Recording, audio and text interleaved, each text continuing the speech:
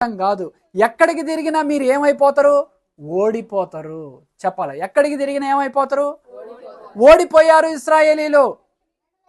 దేవుణ్ణి విడిచిపెట్టి పలుమార్లు వేరే తట్టు తిరిగినప్పుడు శత్రు సమూహం వచ్చి ఈ యొక్క ఇశ్రాయేలీల మీద పడి అనేకులను నిర్మూలపరిచారు.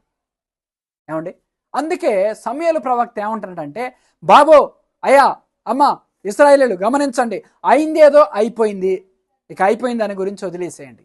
ఇప్పటి నుంచి 3వ వాక్యంలో ఏమంటుందంటే, సమూయేలు ఇశ్రాయేలీలతో ఇట్లనెను, మీ పూర్ణ హృదయముతో యెహోవా యొద్దకు మీరు మల్లుకొనిన ఎడల. ఎట్లా మల్తారు? అంతకుముందు ఎట్లా మల్తారు? అవసరమైనప్పుడేమో దేవుని దగ్గరకు వస్తున్నారు, అవసరం తీరిన తర్వాత వాళ్ళు ఇష్టానుసారంగా బ్రతుకుతున్నారు, పూర్ణ హృదయంతో తిరగట్లేదు. ఏమండి,